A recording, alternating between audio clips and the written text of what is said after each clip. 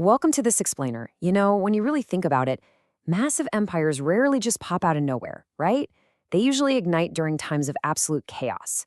So today, we're unpacking a really fascinating puzzle.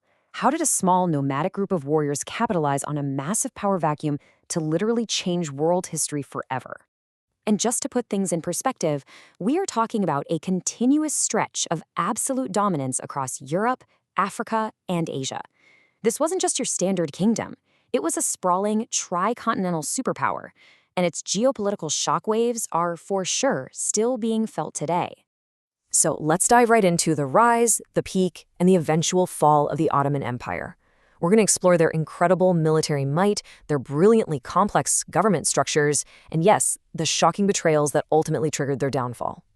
To make sense of several hundred years of history, we're breaking this explainer down into 5 chapters: origins in Anatolia, conquering Constantinople, the Golden Age, structure of the empire, and finally, cultural legacy and decline. Okay, Chapter 1, Origins in Anatolia, the power vacuum of 1300.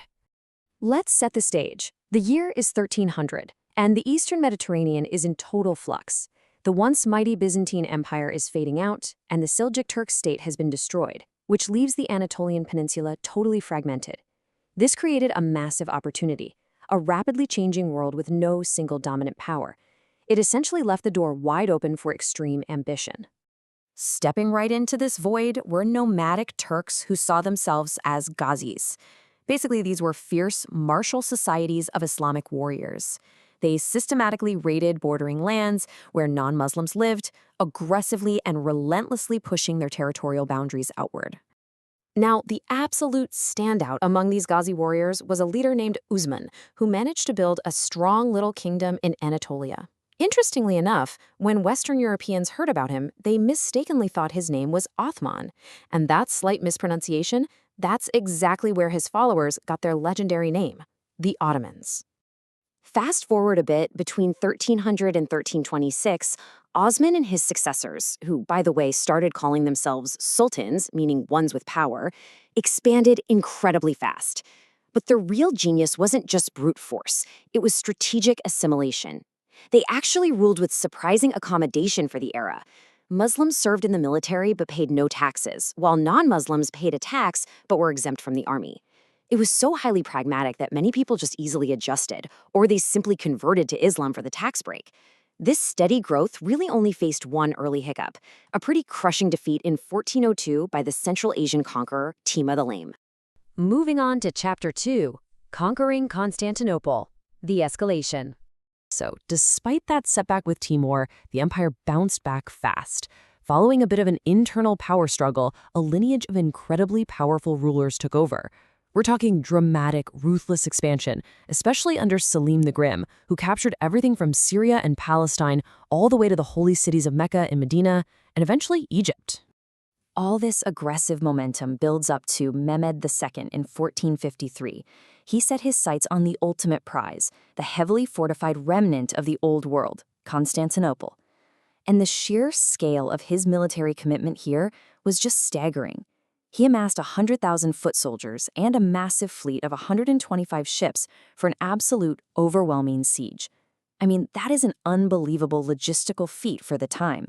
And in 1453, Mehmed succeeded. He captured the city, renamed it Istanbul, and frankly, he changed the world.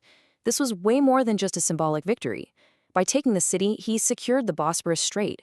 By controlling this vital choke point between Europe and Asia, the Ottomans essentially took total control of global east-west trade, turning their thriving new capital into the center of the world. Which brings us to the climax in Chapter 3, the Golden Age, Suleiman's reigns.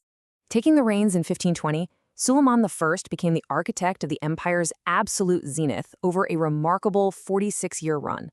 His people called him Suleiman the Lawgiver, a title that perfectly hints at his massive and, sometimes totally ruthless achievements in governance. Just look at the fruits of his labor by 1566. Staggering, right? He pushed deep into southeastern Europe, won control of the entire eastern Mediterranean, and stretched his dominance across North Africa all the way to Tripoli. It was just a masterpiece of imperial expansion. All right, Chapter 4, Structure of the Empire, Administering a Giant. So think about it. How on earth do you keep a giant, tricontinental empire from collapsing under its own weight?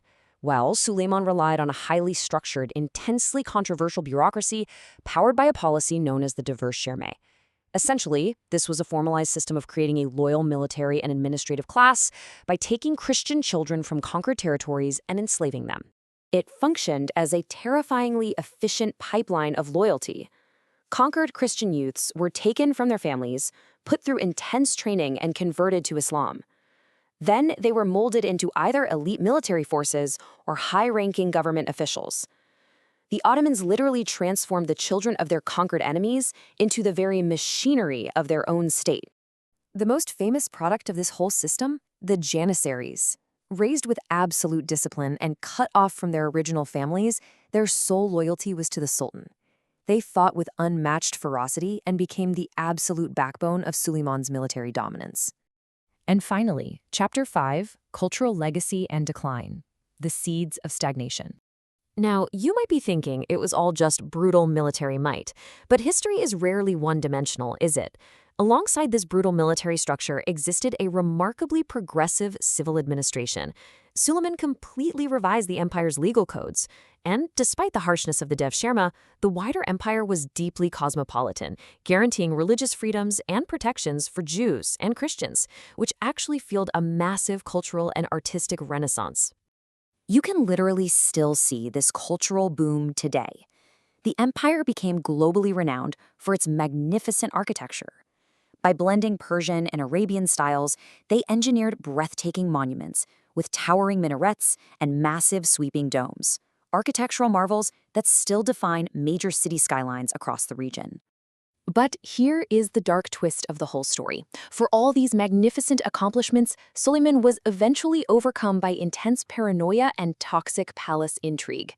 Actually, it got so bad that he had his own most capable sons tortured and killed. This shocking act of self-sabotage created a massive leadership vacuum, guaranteeing that future sultans would never reach his heights, and it plunged the empire into a slow, centuries-long decline. Which leaves us with a pretty haunting question as we wrap up this explainer. Are the exact same traits required to build a massive tricontinental empire? The ruthlessness, the paranoia, that need for absolute control, are they the exact same things that ultimately doom it to collapse? Food for thought. Thanks for exploring this with me, and I'll catch you in the next one.